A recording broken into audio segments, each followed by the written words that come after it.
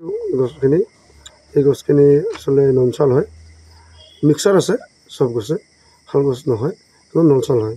কিন্তু আমি এটা কথা বুজিছোঁ আমাৰ ৰেজিষ্ট্ৰাৰৰ লগত বহি কিনে যে নলচালে হওক বা চালে হওক যিকোনো গছ হওক সেইটো এটা পাৰ্মিশ্যন থাকে। এই পাৰ্মিশ্যন নোহোৱাকৈ গছ কাটিলে সেইটো অবৈধ বুলি হয়। সেইখিনি কোনো পাৰ্মিশ্যন নাই, সি অবৈধভাৱে বহুত দিনৰ পৰা বিজনেছ কৰি আছে আৰু সি ৰাতি ৰাতি মাল কঢ়িয়াই লয়। মানুহজনৰ নাম কি? মানুহজন এতিয়ালৈকে মানুহজন ধৰা দিয়া নাই। আপুনিতো ক'লে মানুহজন বুলি। মানুহজন গাড়ীখন লগ পাইছে, গাড়ীখনত এজন লেবাৰ আছিলে। এতিয়া আহিব গাড়ীখন ধৰা পৰিছে মানে গাড়ীখন ড্ৰাইভাৰ কোন, আগৰ পৰা মালিক কোন, হয় নিশ্চয় আগৰ পৰা কৰিছে, নহ'লে আৰু ইমান সাহস ক'ত পাব। এখন গাড়ী সন্ধিয়া টাইমত পাৰ কৰি ল'ব গোটেই হাৰত দি, কোনো পাৰ্মিশ্যন নাই। সি বহুত ডাঙৰ মাফিয়া হয়। কোনখিনি ঠাইত ধৰিছে? এই আমাৰ চাউলচা ICCৰ পেট্ৰলত ওলাইছিলে আৰু ওলোৱাৰ পিছত আমি জনামতে জিৰঘাটত পাইছিলে। মানে পুলিচে ধৰিছিলে? হয়, পুলিচে ধৰি কিনে আমাৰ ৰেজিষ্ট্ৰাৰক গতাই দিয়ে।